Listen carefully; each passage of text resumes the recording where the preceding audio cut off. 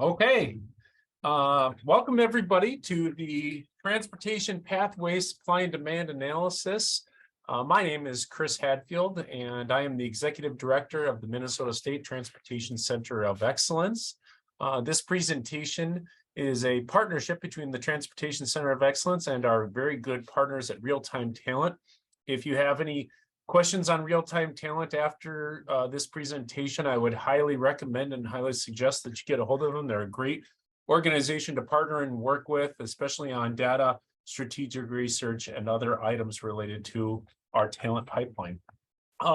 So again, my name is Chris, and in the chat bar, if you could go ahead and just write your first and last name and where you are coming from. And you'll also find the demand analysis that Cassidy just put in the chat path. In the chat, you'll find the link to go ahead and go for that. So again, welcome to this great presentation. You know, I've been doing this for a couple of years. This is our third annual transportation pathways and demand analysis. And this is the first time it's really a supply and demand analysis, hyper-focused on Minnesota and the challenges that we do within the sectors of transportation.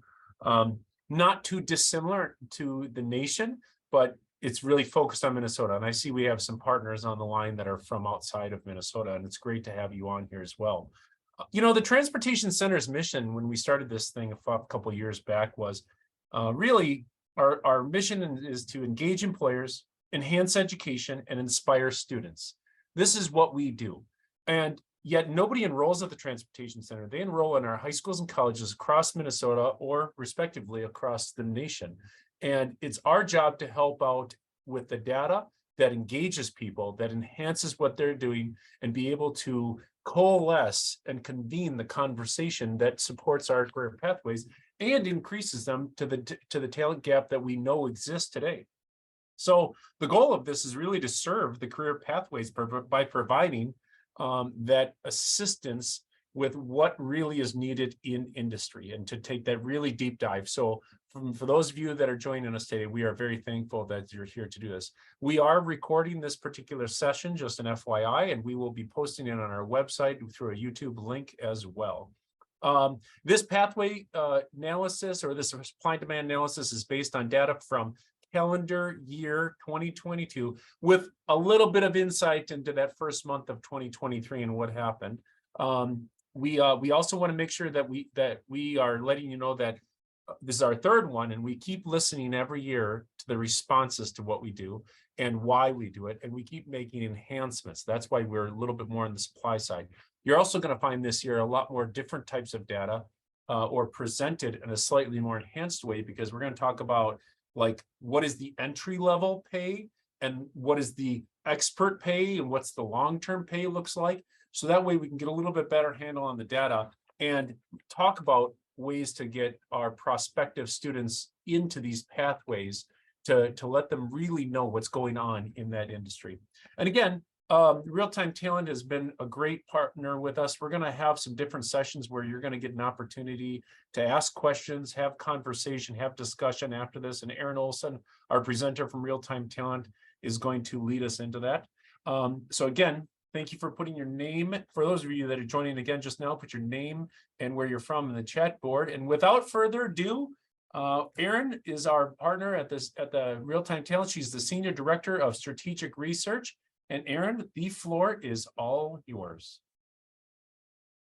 Thank you so much, Chris. Again, it is such a pleasure to be with you all again for the third year in a row, sharing insights on the demand land transportation talent. As Chris mentioned, this year we will also be sharing information on talent. Please confirm that you can hear me just for one moment with the thumbs up, Chris. Can you hear me? It broke up a little bit. Yeah. Great. Thank you. I apologize. I had a couple of hiccups last Tuesday as well, and I can't quite figure out why Zoom is unhappy with me with a large group presentation. So I apologize if I cut out. If that happens, my colleague Julia Diaz will be able to jump in. We have the benefit of having the whole Real Time Talent team with us here today. I'm the Senior Director of Strategic Research. Julia Diaz is our research analyst. Deb Broberg is our executive director, and we also have Jenny Moore, who is our project manager for talent and workforce. for those of you that just entered the room, welcome. Please enter your name and the organization that you represent into the chat so we can get a sense for who's all in the room today. I'll love as we kind of jump into the analysis. Take a look at the career pathways.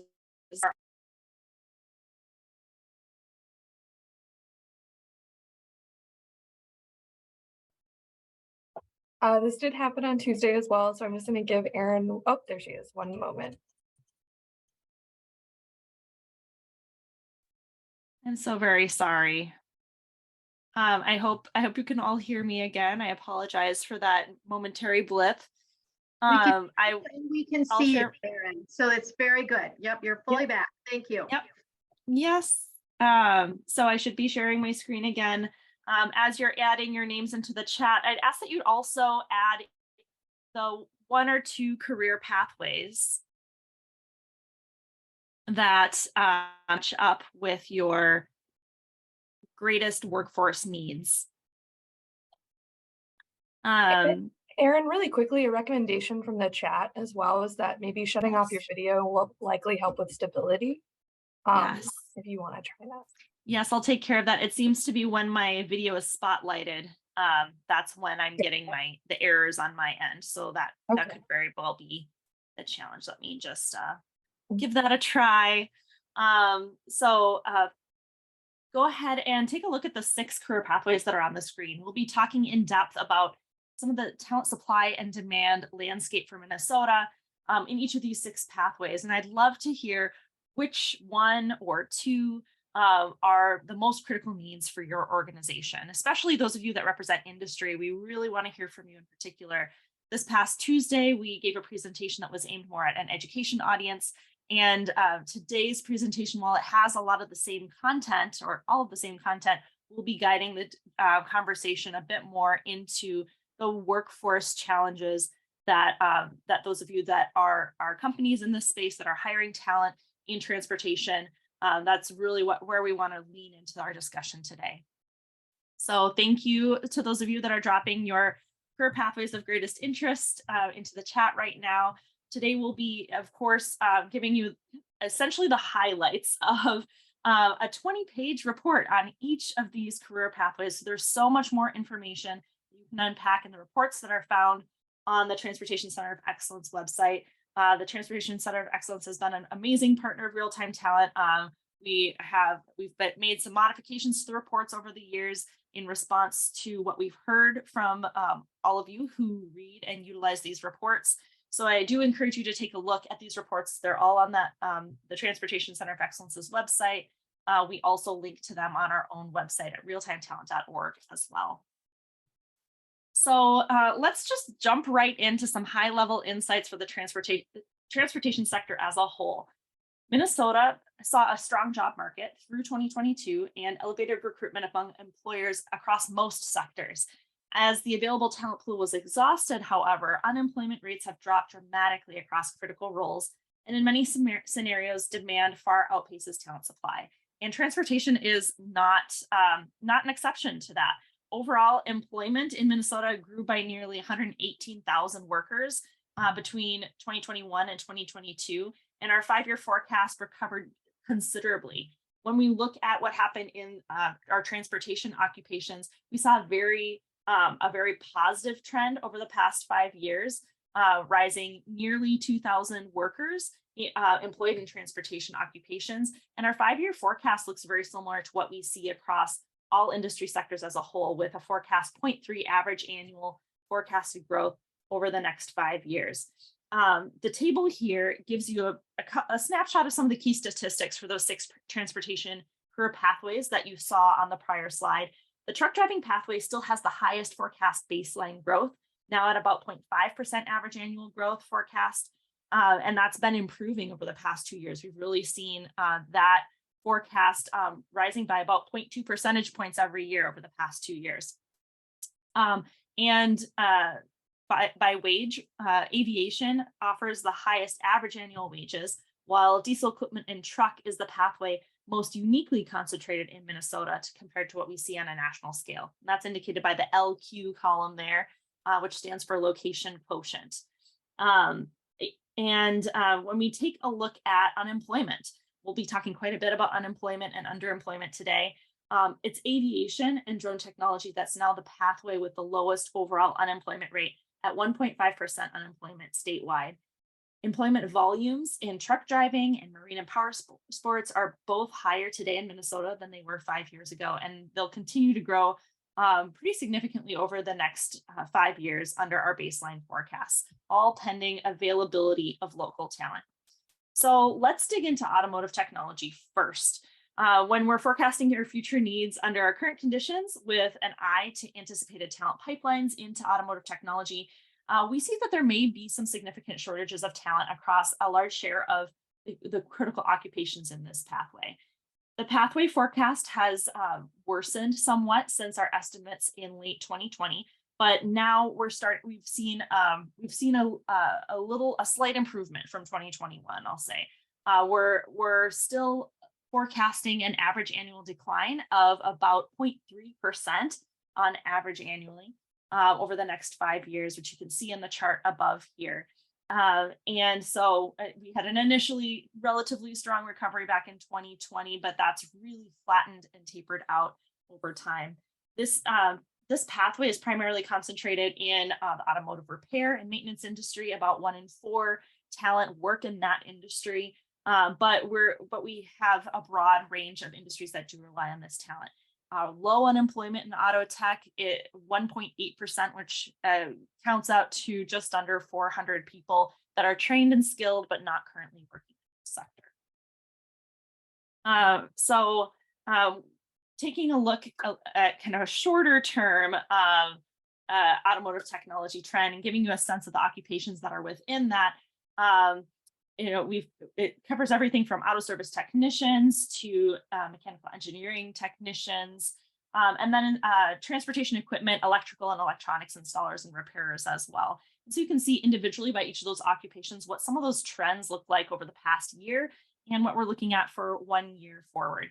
About 91% of people employed in auto technology in Minnesota work for private employers. And when we look at the job posting landscape, which is a really great kind of immediate, like real-time demand indicator that we like to use, there were almost 5,500 new jobs advertised in automotive technology in 2022. And that was up 44% from the volume of job postings in 2021. So that's really signaling that there's a high demand for the market. You can see really month by month how that mapped out. There's been a dip as of December 2022 and leading into 2023, but a lot of that is seasonal. We do see a tapering off in the December, January months in most years. So we'll have to just wait and see kind of how that shakes out for 2023. We go a bit more in depth into wages, as Chris mentioned, than we have in prior years. Historically, we've usually just focused in on the average wage by pathway, but this year we did unpack that by entry level, experienced, and then we gave kind of a spread of the median wage and the various percentile wages. We also dug deep into posted wages and online job postings. The chart at the very bottom gives you a picture of the spread of advertised wages and online job postings in Minnesota.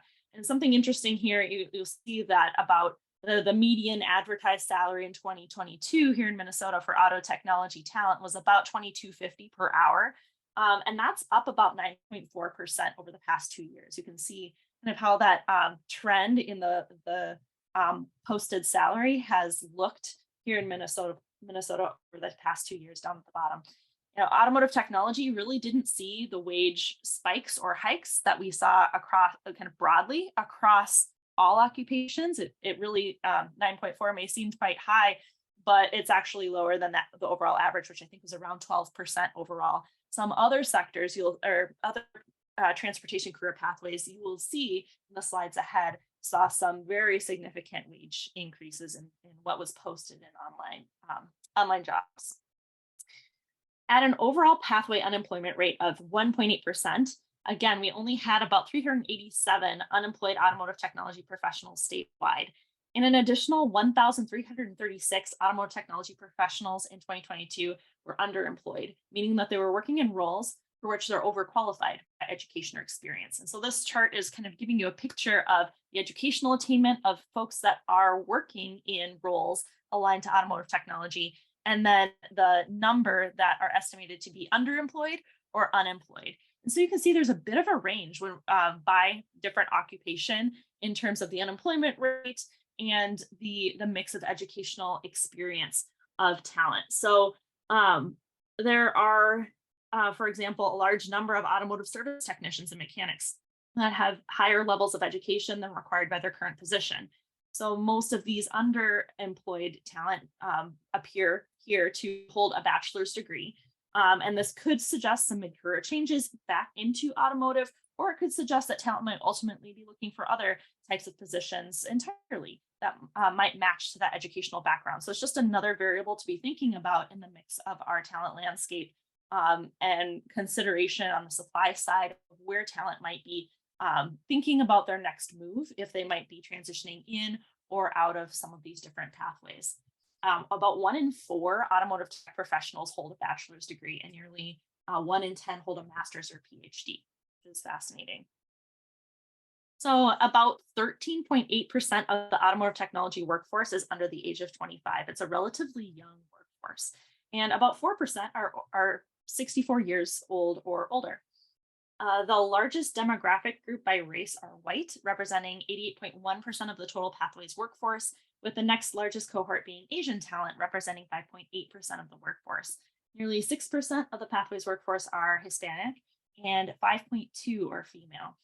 In comparison, which we go into much more detail in the report, post-secondary program diversity varies quite a bit by program across the automotive technology pathway. All of the pathways that we looked at, or all the programs, the post-secondary programs that we looked at, however, do have an overrepresentation of male students. We saw that our diesel mechanics programs here in Minnesota are most heavily dominated by students identifying as non-Hispanic white. However, we have a slightly higher diversity across the auto mechanic programs by race. A full table, again, with detailed demographics for our 2021 graduates can be found in each Pathways report. So now speaking just a little bit about the occupation gaps, and what we mean by occupation gaps is essentially talent shortage. This is where we're anticipating we'll have a shortfall of talent. And I always say that this is a very conservative estimate of talent shortage. I typically say that this is like the bare minimum of the talent shortage that we'll have if kind of all the stars align and all talent's available and finds the right job at the right time to match their skills. And then this is what, we would still need beyond what's available in our talent pool. But we all know that this is not a perfect world. It's not always easy to find that talent. It's not always easy to find that match. And we don't necessarily, we've seen declining enrollment in some cases in some programs. And so if our talent pipelines remain consistent to what we've seen over the past couple of years into the future, if our trends in retirements and job exits remain about the same, we anticipate that we'll be short mechanical engineers, automotive service technicians, and mechanical engineering technologists out into the future. So it could be anywhere from 20 mechanical engineers annually that we would fall short to, I typically say, multiply that potentially by 7 or 8 more times, and that might be a more real estimate of the likely shortage that we would have at the statewide scale. These shortages have worsened in automotive technology from what we looked at in 2021. When it comes to award gaps, our Minnesota post-secondary institutions may likely be underproducing credentials for talent kind of in the more mechanical engineering side of the house when we compare the volume of graduates that come out of these programs on a national scale. So given the mix of the talent needs that we have, the demand from local employers, what we might anticipate being our need for this type of talent is actually much greater if we would compare what is happening on the national level from other post-secondary institutions nationwide. On the far right, you'll see a summary of some of the top skills that are now more frequently required in online job postings. The bars in green indicate skills that are now being posted as requirements more frequently in job postings.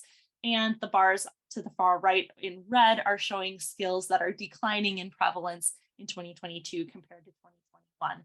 So a couple of interesting insights, nothing really earth-shattering in terms of the kind of baseline skill sets that are being sought.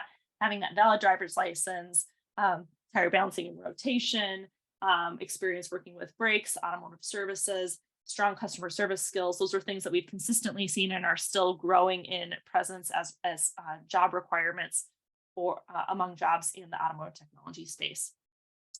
Now, when it comes to post-secondary program graduates, which is shown in the little box at the very bottom in the pie chart, there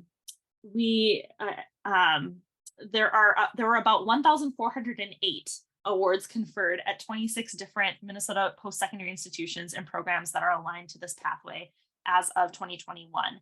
And so among these, 355 were at the associate level and 234 were certificates that could be completed in less than 2 years. And just over half, of almost 56% of awards were conferred at public 2-year institutions. Overall, completions are up overall by about 7.2% from 2012.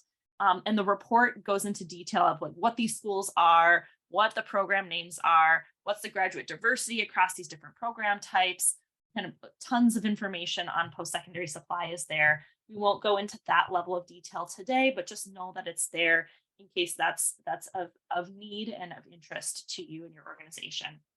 Another feature that's in the reports that I won't go into detail here in our conversation today. In fact, the other slides that are similar to this will kind of breeze right by. But I wanted to at least speak to this example because I think it's a helpful visual.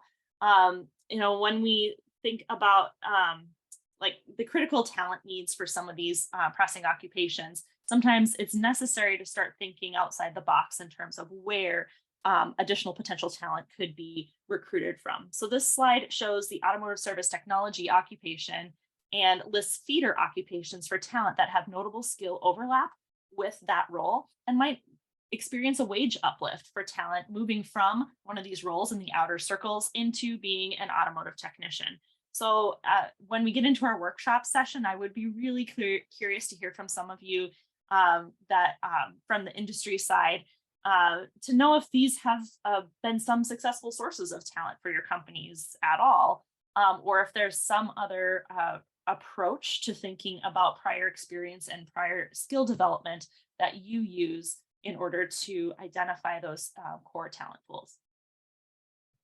I should also note that if you have questions throughout the data component of this presentation, please add your questions into the chat. And I see now that some of you already have. Julia Diaz will be fielding some of those questions to help us keep moving along with the presentation component.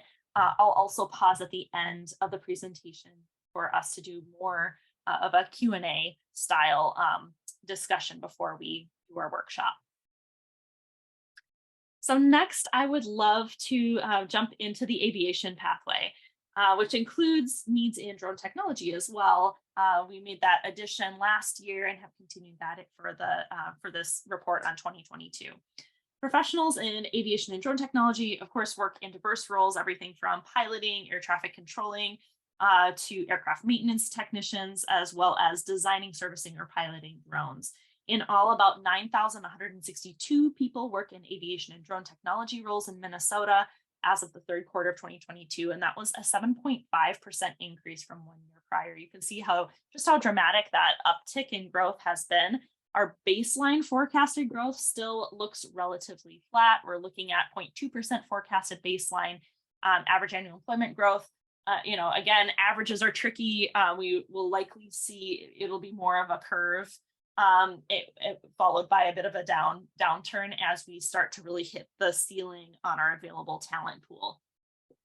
Aviation and drone technology talent is primarily concentrated in the scheduled air transportation industry. So nearly 40% are really in the airline industry. And but again, this is a field that is increasingly important to a broad range of industries. we're going to need to replace also about 50% of positions that are held today in aviation and drone technology. We need of all the talent, all those 9,000 let's see, yeah, 9,162 people currently employed. Half of those people will be exiting roles due to retirements, job changes, career changes by 2027. And so regardless of what growth and future growth looks like, we have a dramatic need to replace nearly 4,000, nearly 4,500 people in this pathway alone. So really critical talent needs. About 83% of people employed in this pathway work for private employers, and then about 13.7% work for government, mostly federal government. And we've seen the share of talent that's employed by government agencies declining considerably over the past few years, as we've seen growth in the private sector among aviation.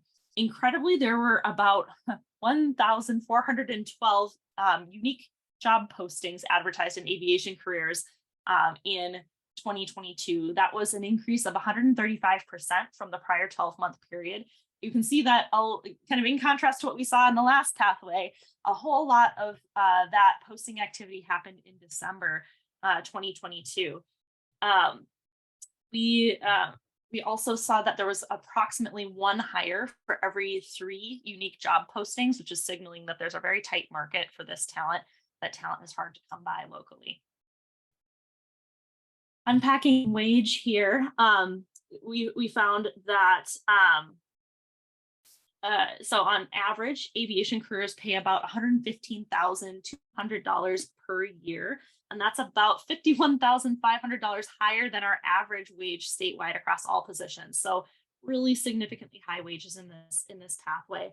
But there's significant variation in average wages across the field, with airline pilots having the highest average wages at nearly $140,000 on average, compared to aircraft structure, surface rigging, and system assemblers, which are down closer to the $62,000 annual wage. The median posted wage was $19.66 per hour, signaling that there were a lot more entry level and more of the lower wage positions were advertised online, and that's more a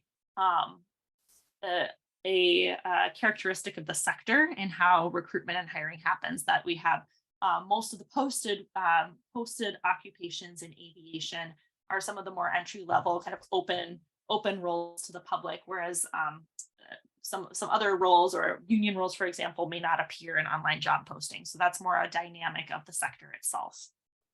That's different from what we see in some other transportation pathways.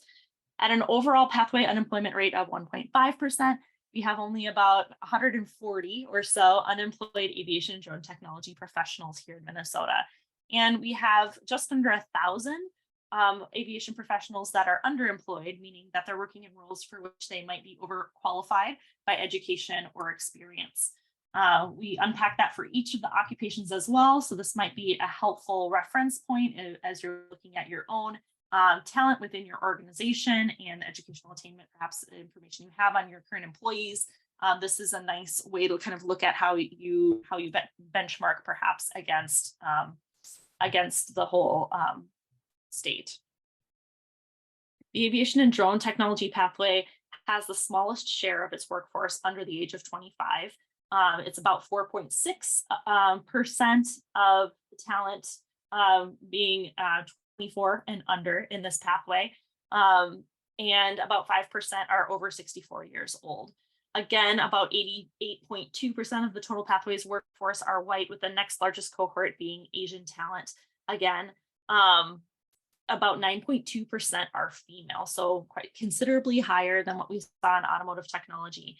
And when we look at the post-secondary programs, these post-secondary programs aligned to aviation have the largest number of African American and Hispanic students who conferred awards in 2021. All programs here, however, as well, also have a representation of male students. So we kind of see some of the same trends continuing in terms of the overall demographics of our existing workforce and the demographics of our graduates out of programs. By 2027, we anticipate that Minnesota will see a growing shortage of talent in each of the 5 critical aviation drone technology occupations that are shown in red on the far left here. And when we take a look at award gaps, you see a lot of repetition of what's a talent shortage. We're also likely underproducing talent in our post-secondary programs when we benchmark that against national rates. Trending skills on the right-hand side of the screen include a lot of physical abilities. Again, these are showing from postings that tend to be more entry-level positions and tend to be more aircraft technician and the installer type roles. We see a lot more of those in the postings. So that's how a lot of those skills are skewing in that direction. There are about 771 awards conferred at 29 different Minnesota post-secondary institutions in programs that align to aviation and drone technology careers in the 2021 school year. Among these, 300 of them were at the associate level, and about 142 were certificates that could be earned in less than 2 years. We had 4 institutions that offered programs remotely, and about 14% of all, that's about 14% of all institutions, but only 6% of all awards were through remote or mostly remote programs. And so in the report, you can see a whole lot more about the programs themselves, the schools, and then further information on some of the feeder occupations for talent into aircraft mechanic and service technician positions. All right, so let's jump into our third career pathway, collision repair. These professionals work in positions like auto body repairers, glass installers, auto body painting, and service industries as diverse as, navigational manufacturing and automobile dealerships. Actually, automotive repair and maintenance is the top industry of employment in the sector, which is no surprise given the pathway we're talking about.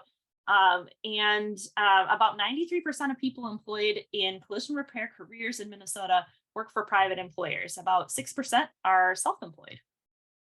So here, again, on the left, you can see the 3 occupations that are concentrated in this career pathway with some of those short-term employment volume trends.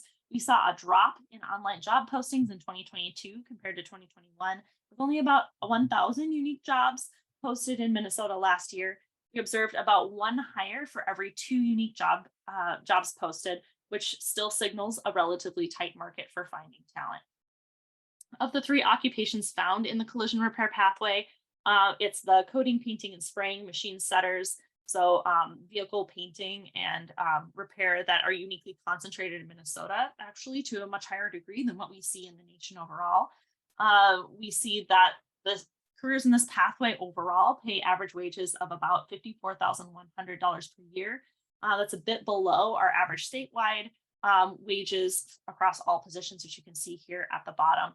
And there's quite a big difference between those entry-level wages and what someone who's experienced in the field may be able to make. At the very bottom of the screen, however, you can see that posted wages have increased pretty dramatically, especially in the past year. This is another sign of a tight talent pool and of difficulty hiring, that this is a tight market. And so employers may be increasing posted wages to try to attract that talent. So we see that median advertised salary is actually quite close to what we saw in automotive technology, which is very interesting given that for the wages that we see reported from the Bureau of Labor Statistics, which is what's shown in the table above, there's quite a difference actually there between the automotive technology and the collision repair wages. So at an overall pathway unemployment rate of 2.6 in collision repair, we had just under 200 unemployed collision repair professionals statewide as the close of 2022. You can see here that we do have a bit of an underemployed workforce, about 463 folks estimated to be underemployed here. You can see the mix of educational attainment across all the occupations in this pathway. However, we're right around 50% of talent that holds a high school diploma as the highest level of education, about 12.7% across the pathway overall, hold less than a high school diploma. But then we've also got about 18% having some college, which would include like a certificate or a partial on the path to a degree. And then nearly 15% hold a 2-year degree. So there, while it skews to lower educational attainment, we still have a pretty considerable share of the workforce, about 35%-ish, that has some college or a 2-year degree.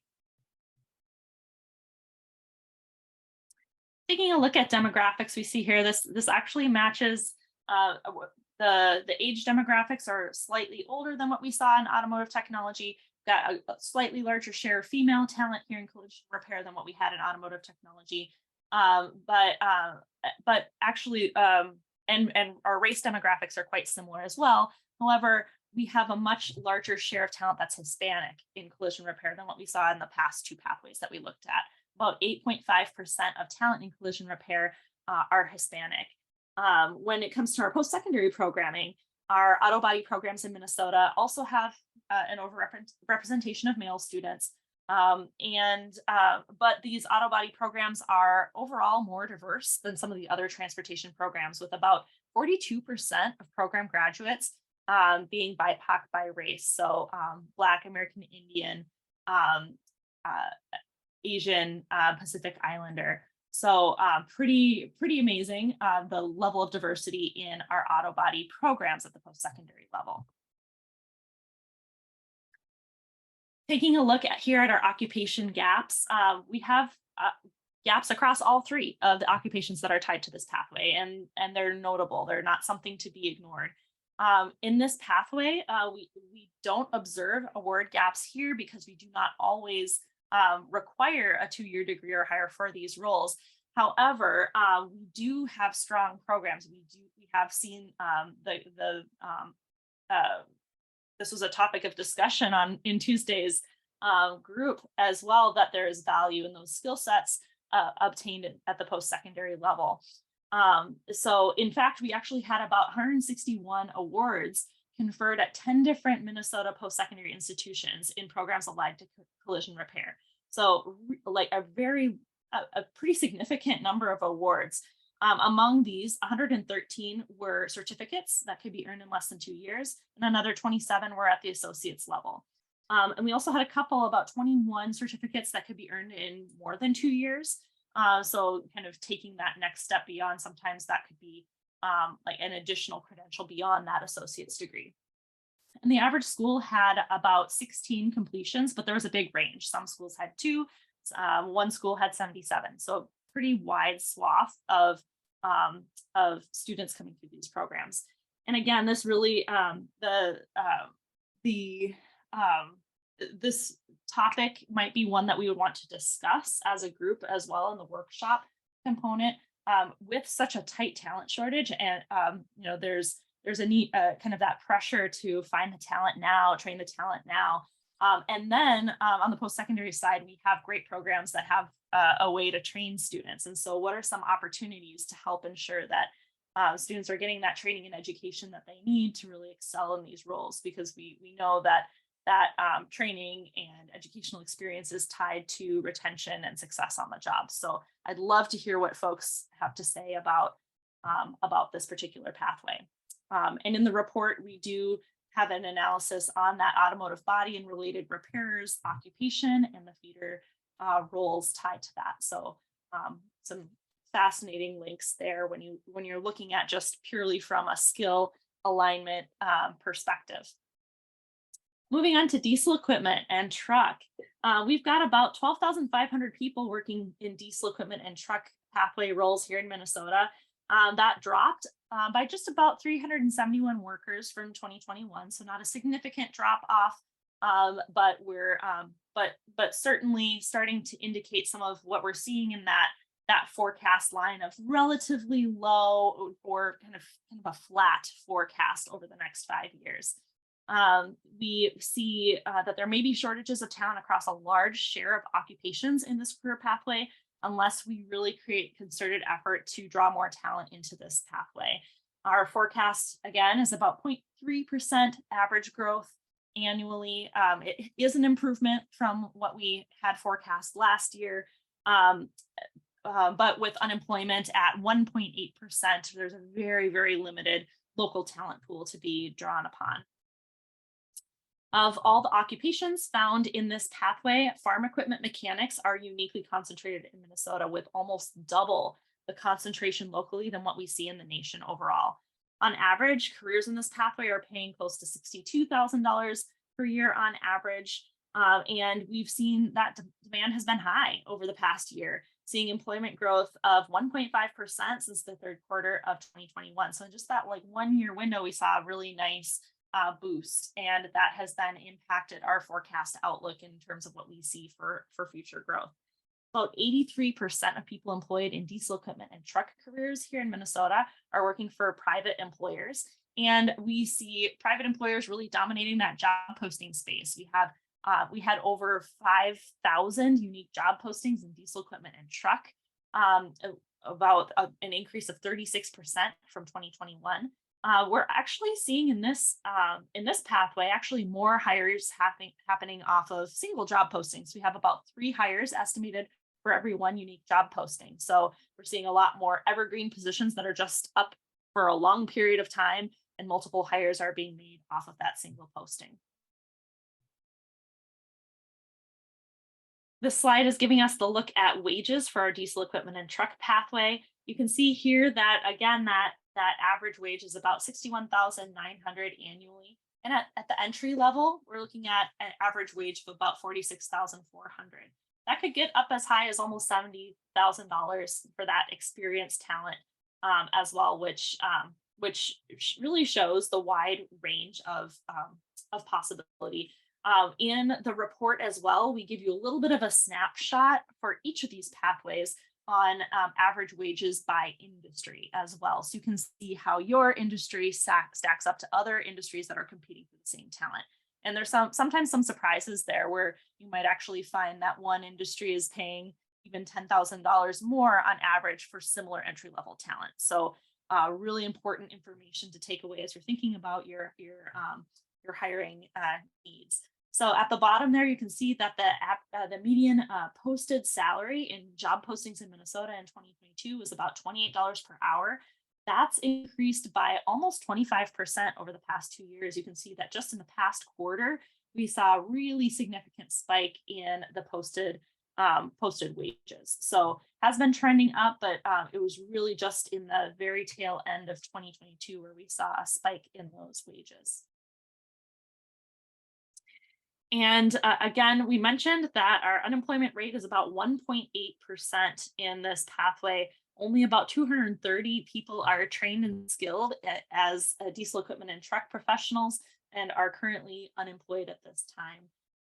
When we take a look here at the educational attainment of our talent here, about 2 in 5 professionals hold a high school diploma as their highest degree, and that's the largest cohort by educational background. However, we do have about 23% of our diesel equipment and truck talent that have a 2-year degree. And when you kind of look across the other specifics by role, it's our bus and truck mechanics, our farm equipment mechanics, and even rail car repairers and mobile heavy equipment mechanics. Those are the roles that we're seeing at least 1 in 4 talent employed in the field has a 2-year degree as their highest level of education. By demographic, about 9.3% of our diesel equipment truck workforce is under the age of 25. The largest demographic by race are white talent, representing 91.3% of the total pathways workforce. We have very low diversity when it comes to talent overall in this pathway. Only 1.7% of our talent in this space are female. This is a really interesting contrast once we get in, you'll see as we jump forward a little bit to our truck driving pathway, we have much more representation of female talent in that pathway in comparison. So kind of fascinating to see those differences.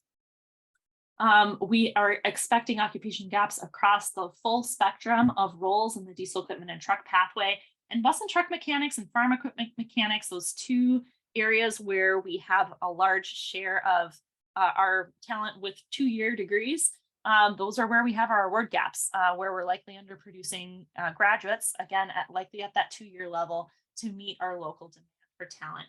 Overall, we had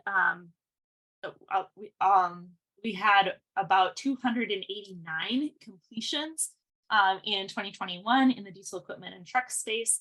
As you can see in the chart below, they were all at public institutions and mostly at those 2-year public institutions. So pretty dramatic how important our public institutions are for this sector's continued education and development.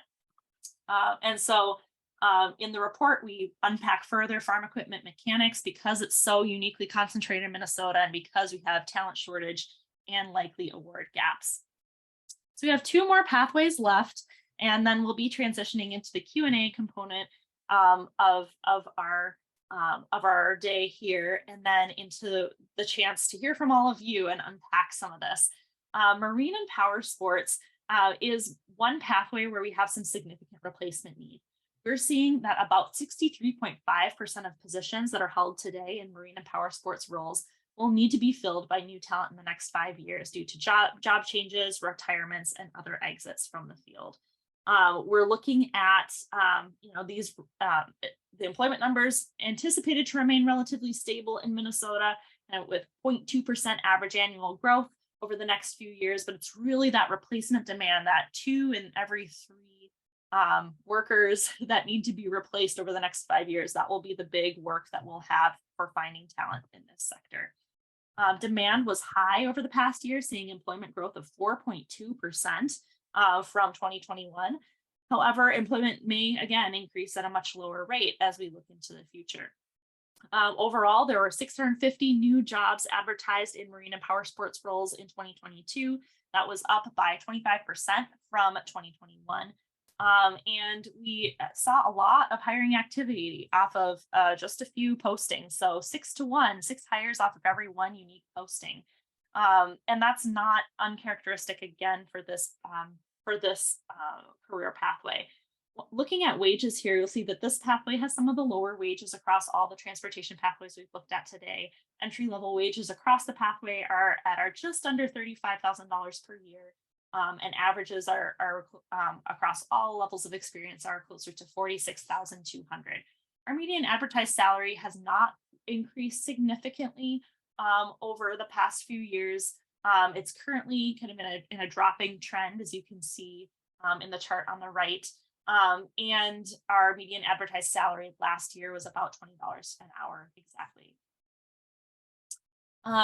Taking a look at the unemployment scenario, we have about 4.2% unemployment in marine and power sports roles right now, and about 524 individuals are underemployed in these roles. We actually have about 20% of talent that have a 2-year degree or higher. The largest share of talent has just a high school diploma, just under 40% of talent in that category, or 2 in 5 professionals if you prefer that way. Taking a look at demographics here, the largest demographic group by race is white, representing about 85% of the total pathways workforce, which is fairly close to what we see across our entire workforce as a whole. So this is actually one of the more diverse pathways that we see across transportation that we've looked at so far. 8.9% of the workforce is female and about 5.1% identify as Hispanic. Digging into our gaps, we've got occupation gaps or talent shortages, and then our award gaps really center in on motorcycle mechanics, and then industrial equipment, electrical and electronics repairers. About 93% of related pathway post-secondary awards were conferred by public 2-year institutions. In fact, Hennepin Technical College had the largest number of completions in the 2021 school year, comprising about 21% of all the awards in this pathway. Overall, our post-secondary completions are down overall by 18.2% from where they were back in 2012. So we've seen a dropping trend in overall completions in marine and power sports over time.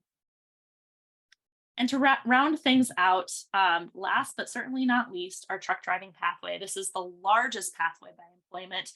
We have nearly 100,000 people that work in truck driving roles in Minnesota as of the third quarter of 2022. That was a 4.2% increase from 1 year prior.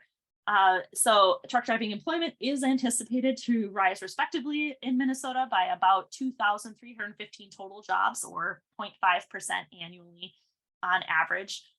Even in the midst of a tight talent pool, our total baseline demand for truck driving talent is anticipated to be around 64,000 professionals that we need to fill positions due to job exits and transfers, including retirements and job changes. So about 64% of our positions are going to need to be filled with new talent. So that's a tall order for this sector, certainly. Now, when we take a look at the various pathways or the various occupations within this pathway and the 1 year history and forecast, there's a wide range of things going on here. You can see in the chart that for shuttle drivers, we saw like a significant 1 year growth.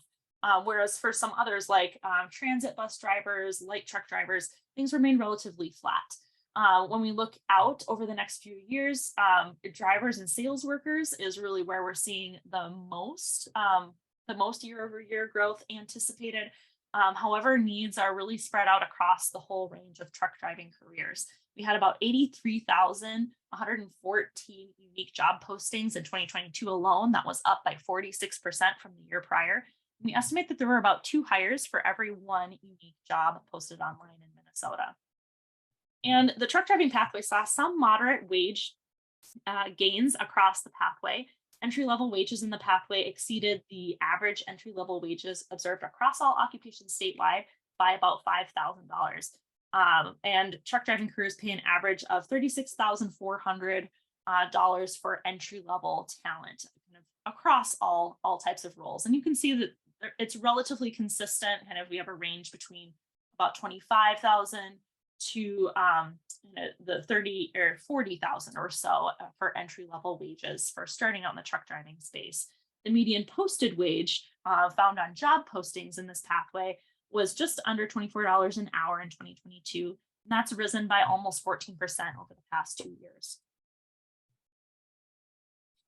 So we've got an unemployment rate in the truck driving pathway of about 2.6%. And so that means we only have about 2,600 unemployed truck driving professionals statewide.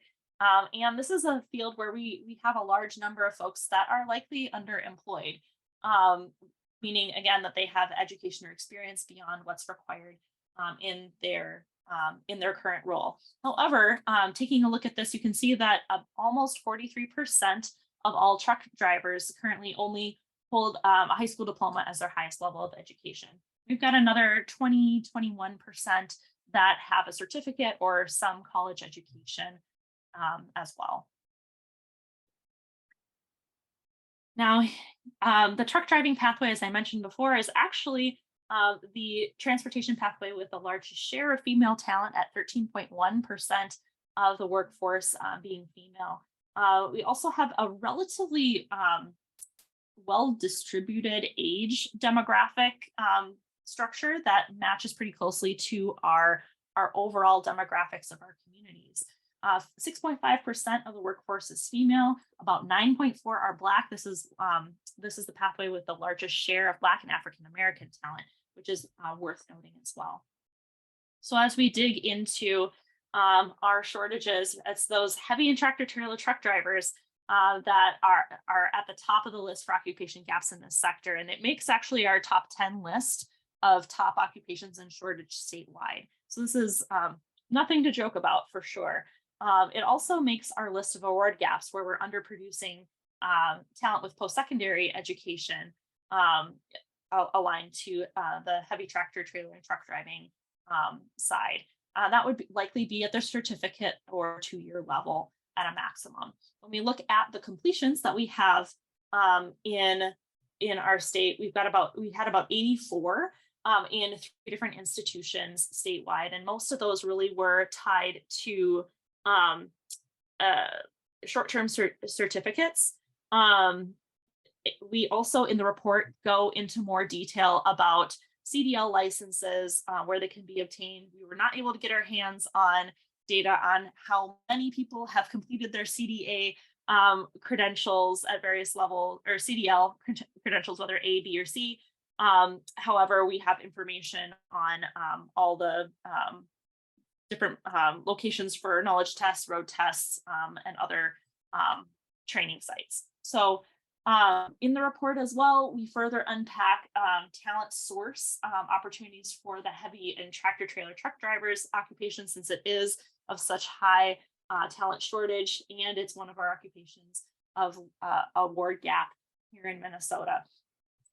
And so now that we kind of have been able to give you the whirlwind tour of the 6 career pathways in transportation, and because we believe the best solutions are co-created, we really want to open up the room now for discussion. I'm happy to answer any questions that you might have burning that we didn't have answered in the chat along the way. But thank you for bearing with me on this whirlwind of insights on our talent needs in these pathways. I'll pause now so that folks can unmute their line and ask any burning questions, and we'll look to get started on the workshop piece in just whenever it feels right after we've fielded questions.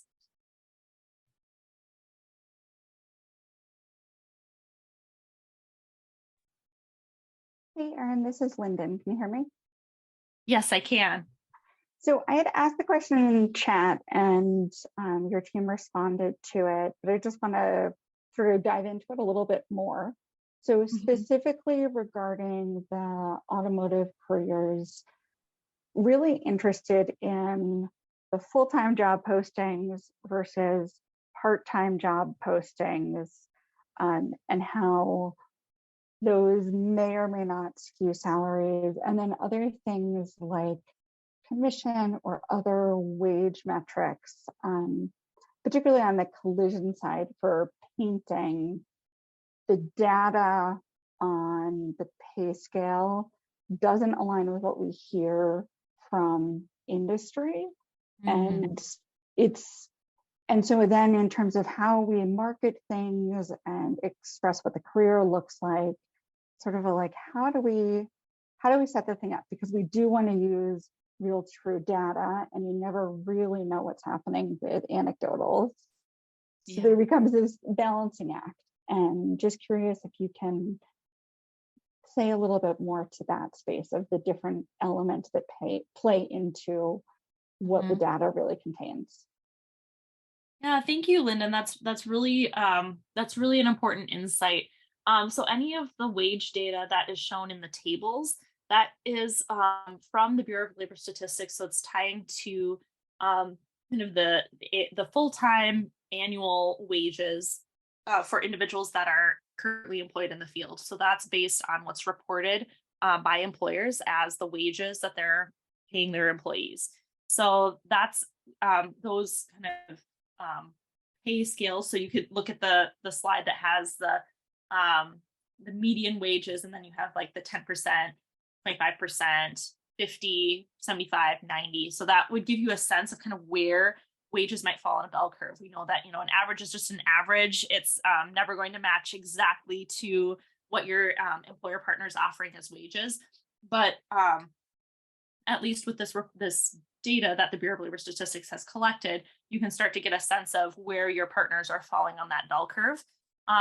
It is important to note that it does not include things like bonuses or tips, for example. You get that a lot in like the hospitality and service industry. Wage being $25,000 does not represent what someone is walking home with. So those are all really important considerations to take into account.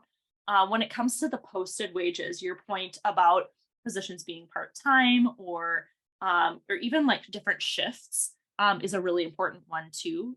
So again, those are showing just the median numbers, and we included the bar chart that showed sort of the distribution of where the posted wages fall. But with the job posting data, it does cover all full-time, part-time, temporary, all roles are represented in that posted posted salary data. So the little chart that was at the bottom of those slides, that's a different data set. So we can't even assume necessarily that that was the end wage that someone was offered. It might be higher, it might be lower than that, depending on their level of experience. But that was at least what we were able to scrape from job postings as something that was published as the offered salary. So great question. Thank you. Any other questions before we jump into the next stage of today? All right, well, let's jump right in. We can always pause if there are questions or clarifications that are needed as we go along. We will be using Jamboard as a group for the next 28 minutes or so to talk through your critical workforce needs. And again, we really intended for this discussion today to be focused on industry needs. I understand that we do have a mix of both education folks and our industry leaders in the room today. So we'll keep the conversation open, but just know that we're really, I guess if you're from the education space, channel the words of your industry partners, because I know that you know them well. I know that you talk to them. And so we want to really focus in on what those critical needs are among folks that are employing our transportation talent. So Julia has just dropped a Jamboard link into the chat.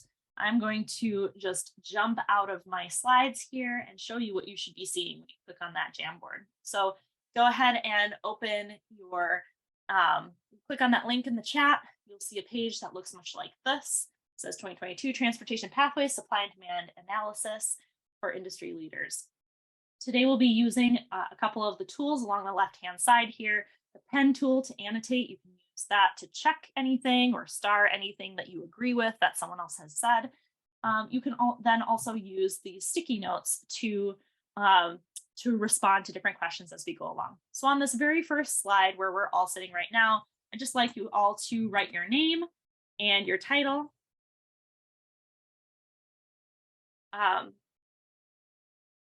And the organization that you represent, and then hit save. And they'll kind of all sit right on top of each other at first, and just go ahead and drag them over to this green box over here so we can see who's participating in today's discussion.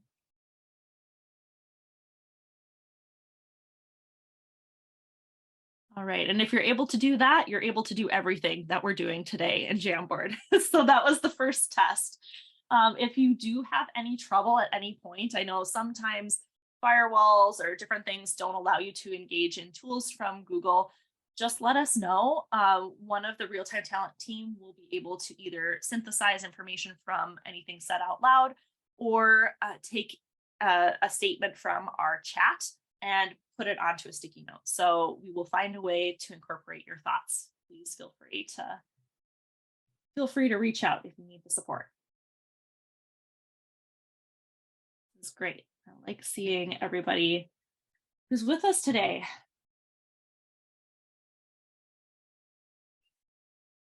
All right. So once you have finished doing this,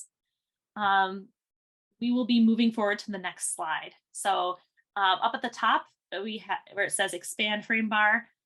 You'll just click the little caret that points to the right where it says next frame. So go ahead and click on that when you're ready, when you've got your name on a sticky note there. And we're going to start by just keeping it really easy and straightforward. And I just want to hear what stood out to you in everything that was shared today. What things stood out to you? And you can feel free to stick it on a sticky note, put it anywhere on the slide. If you're so inclined, you feel like this is way too long for a sticky note, go ahead and unmute and let's hear from you.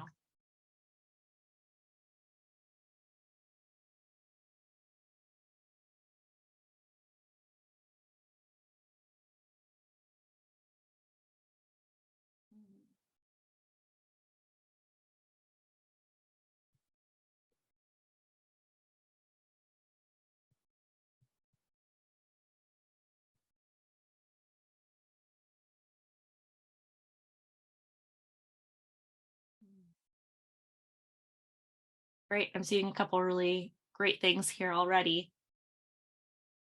The feeder occupation information. Oh, good. The thing I didn't talk about, someone found valuable. Glad I'm glad you called that out. Hope you take a look at that in the report. Apps that are coming. Great. Okay. Great. So another way to think about this too, just to kind of keep adding things, don't stop at just one sticky note. Get everything out that crosses your mind. You could even think about like what really surprised you? What were you not expecting to hear?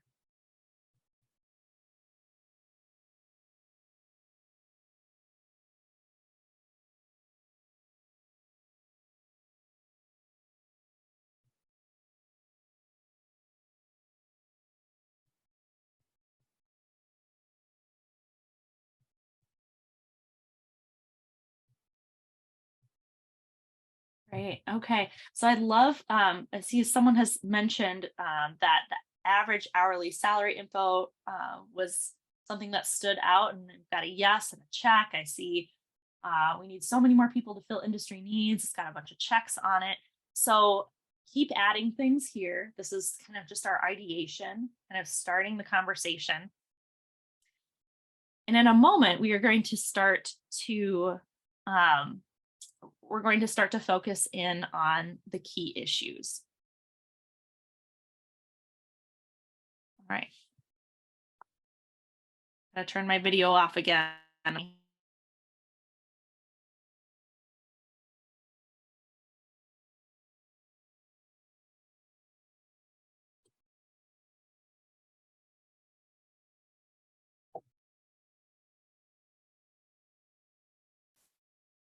Aaron, just let me know if you need me to assist.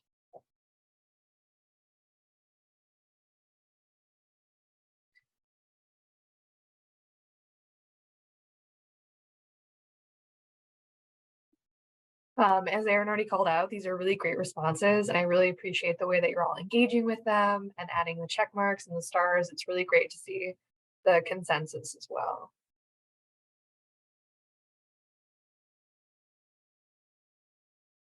Okay, I'm gonna give Aaron a moment. Oh, there we go. Hello. Sorry, I had turned on my video, I guess, and now we know that that was the issue. So I'll just stay off video. I apologize for talking without being able to see you. I don't like doing that. But I'm seeing a lot of really good things on here, and you were clearly able to continue without me being here for a moment. So a lot of the things that have stood out here are, some of them are just descriptive, like demographic distribution, the feeder occupation information. That's just a good thing to know. And then some of these things I'm noticing are some of the challenges, some of those key challenges. So we have a lot of energy here around the critical needs that we all have in this sector, that there are a lot of roles that need to be replaced. Let's see. I'm not able to share my screen, but I know we're all working in the same place here. And then those gaps in diversity, truck driving gaps. So as we move forward to the next slide, just click over one more to the slide that says Q2. Here, this is building on our last discussion. So we were just sort of ideating previously. And now we want to think specifically about the challenges faced by this talent shortage. So we've reiterated again on the prior slide that yes, this talent shortage thing is the big issue. And now I'd love for you, as concise as possible, try to shoot for like 2 to 4 words on a sticky. What are the challenges that the talent shortage raises?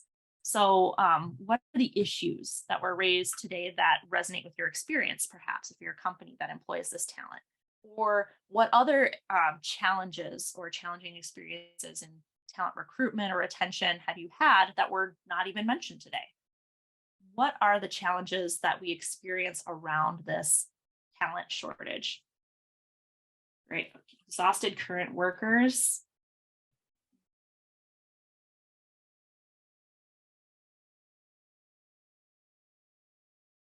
Right, So we're just getting ideas out again, and our next task will be sorting things.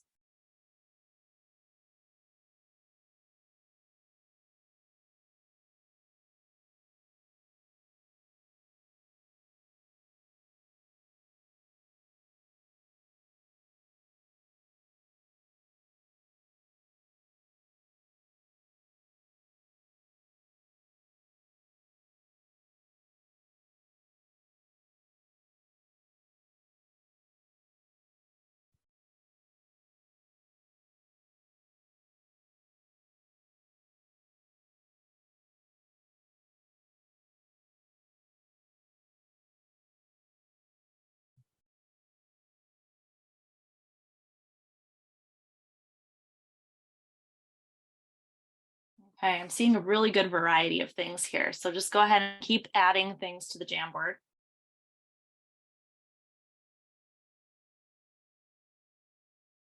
And feel free to annotate things if you'd like, but know that we are going to be moving these around on our screen. So don't do anything too involved, because things might not stay in the same place on the screen.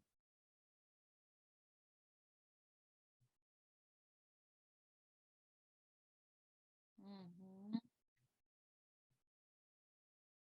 Right, and so those increasing pay expectations, whoever wrote that one, if you could add who has the expectations, is it the job seekers that have the expectations of higher wages, or just to keep that clarified? Because I see wage expectations of students. I'm wondering if that's the same or if it's someone else's. Okay, yep, okay, perfect. Great. So I'm seeing a whole lot around wages, a bit about diversity, a bit about retention. What are some of the other pieces? Like, I'm not seeing a whole lot about like a lot of specifics around recruitment or retention. Those words are brought up a lot here, but what are some of the specifics of recruitment challenges? Let's start there.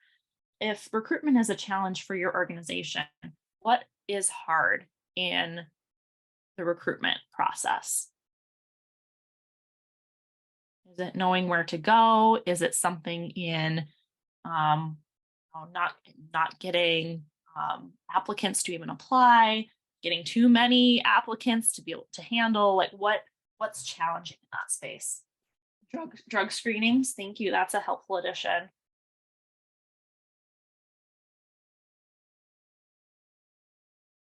Right. If there are specific skills that it's hard to find or credentials that are hard to find, this would be a great place to drop that too.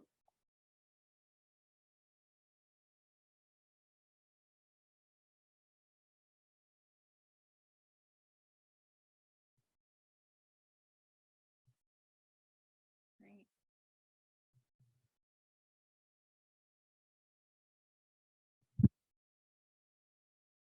Awesome.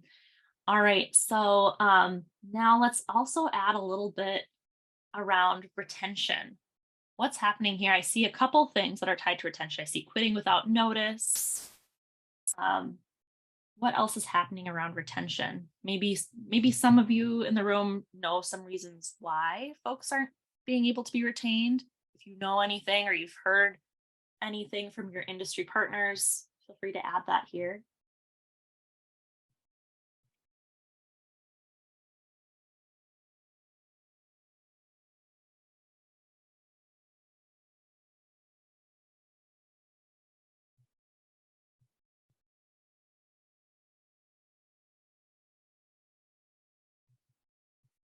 All right, good. I'm seeing a couple things popping up here.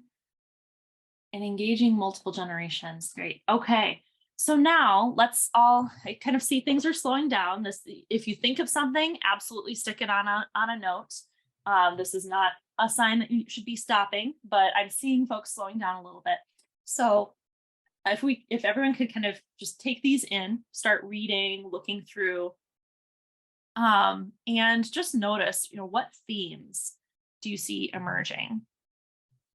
And you can unmute your line or feel free to write in the chat if you prefer, to indicate some of the themes. If you had to give, kind of group things together, what are some of those themes that are jumping out at you from what we see?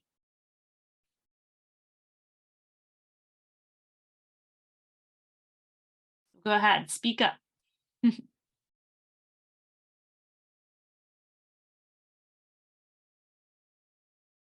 Aaron, I see that, I'm not direct industry, but I work obviously a lot with them, that it is just getting tighter and tighter, and everybody's getting squeezed on every end. And so, the pay's going up, but there's a wage expectation. Grass is always greener. People know that, but yet things are getting more difficult technologically. So it's getting even more pressure to get really, really, really good students into the career pathways to fill those needs. And it's just getting even more difficult to track them and let them know that it's out there. Mm-hmm. I was going to say this kind of the same thing around like just reading this is exhausting, and none of these are easy solves. It's not like you can just change one policy. Some of these are, there's just no easy fix to a single one of these. Mm-hmm. All of these are multi-pronged. Yeah. Yep. These are all part of like a global grand challenge. Yep. Absolutely. Yes. So one way that it can help to make this feel more manageable, because this is right now what we're doing is like the hardest part of this of the process. It's like getting all the hard things out on the page it's kind of anxiety inducing. For me, at least it is. I find that it can be hard to look at all the challenging things all at once. But what can help is grouping them together and starting to name like, okay, this is a domain of work that needs to take place. So taking a look at this and thinking, you haven't really identified necessarily the themes other than that this is a really big deal. This is a big issue. Well, let's see if we can cluster some of these together, because I'm seeing some similarities in the page. For example, wage expectations of students and wage expectations of job seekers. I'm seeing a theme there. So maybe if we start to kind of group some of these together, and it gets hard when we have a lot of people moving things around on the screen, but maybe if Julia and I can move things, and folks can just please feel free to speak up and say what needs to be grouped where, and we'll do some moving things around on the page. I need to ask a clarification though about bridging the gap. I'm curious who wrote that. That was me. And I was trying to find a way to say it in 4 to 6 words and failing miserably. It's the need, knowing that there's long-term solutions, but we have short-term needs. And so how do you bridge that gap? Okay.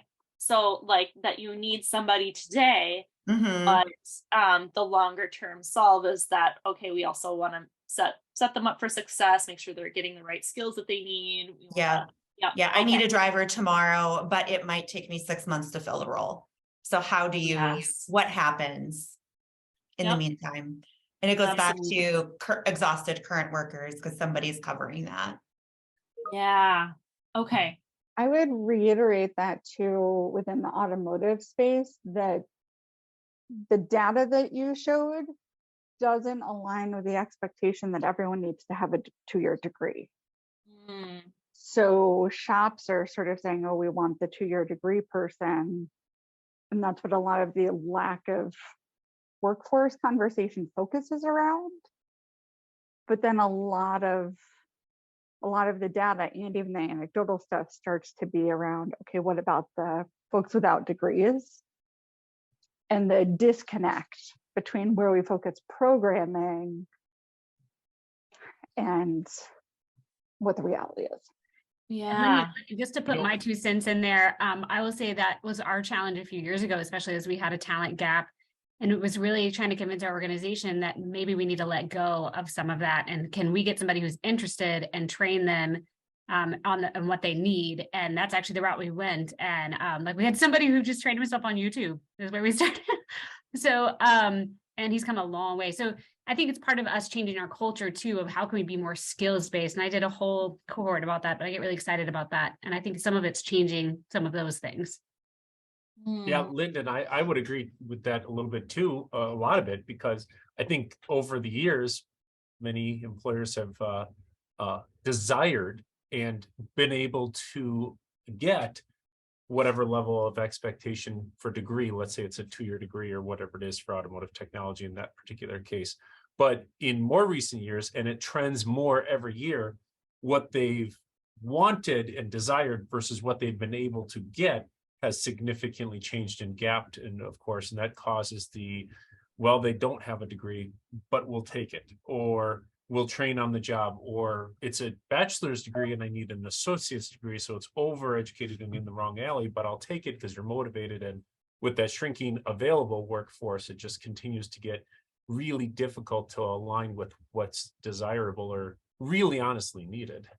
Well, Mhm. and Chris, I guess part of my point is the Transportation Center of Excellence, you have funding that relates back to the higher education system. But you take an organization like MinCars, our funding is aligned with industry, not with the higher education system. Yet all of our programming focuses on getting people into the higher education system. And Yes. maybe our programming should really be, here are the other places you can fill the gap, instead of all focusing on the 22% or whatever the number was of the reality of the workforce. And that's where I think as partners, we all need to sort of ping off each other in the whole different areas of the pipeline and the space, and not all just try to plug the same hole, because otherwise we're only meeting a fraction of the problem. And so that stands out to me in the data and is a challenge and is really interesting. Yes, I agree. Yeah, absolutely. So, and what you've just voiced there, I think might even be something that hasn't been captured yet on this page. Too, I wanted to kind of take a look at the groupings that have emerged so far here. Because I think there are a couple of really, really important domains that were lifted up here. And I want to make sure that we capture what just happened in your discussion there too.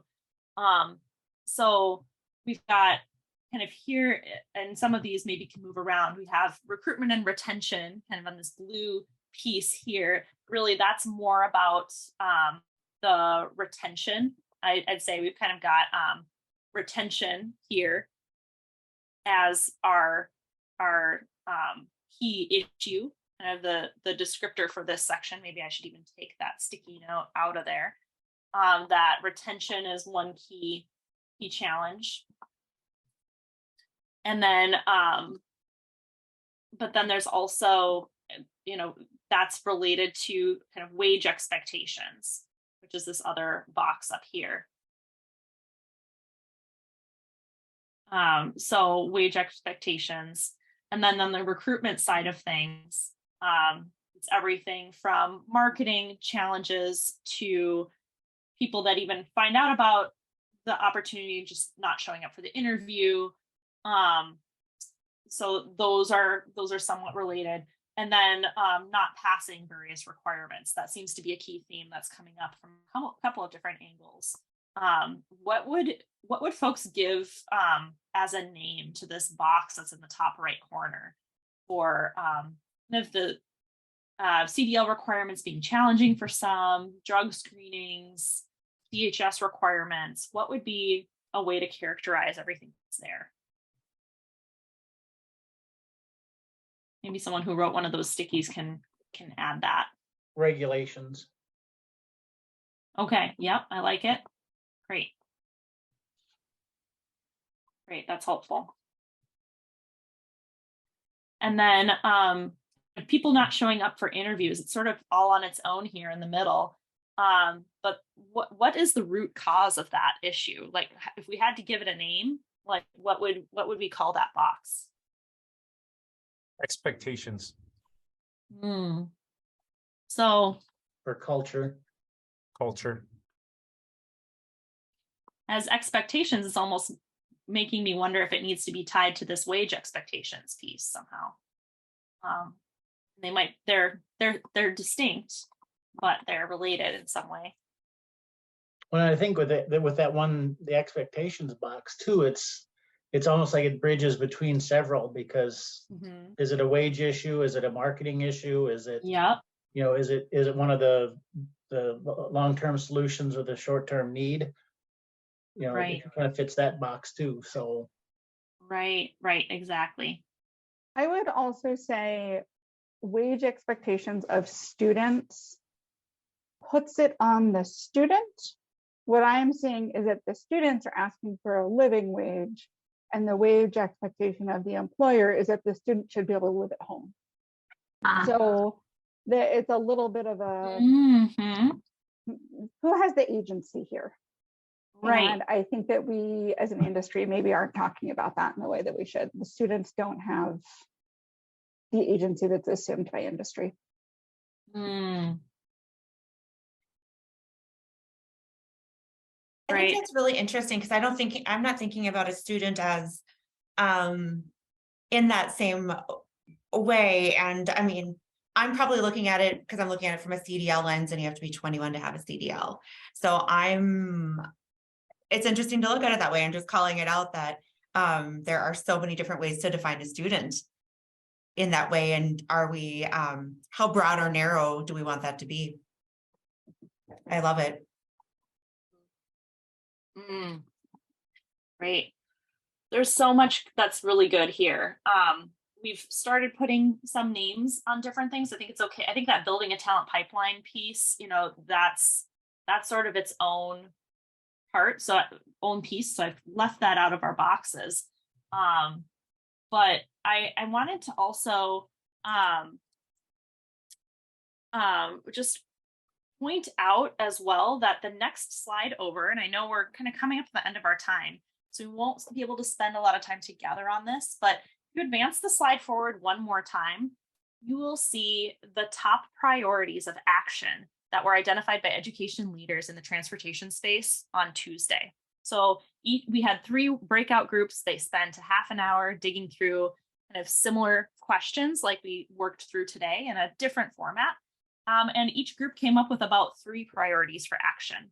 And as representatives of industry, and given the work that we just did to cluster some of these key themes, I am so interested in hearing what your thoughts and reactions are to these priority areas of action. So if you have a chance, maybe later today, on your own time, I'll leave the Jamboard open, and you're welcome to kind of come in here and just underline, circle, put an X through things that you either agree with or disagree with.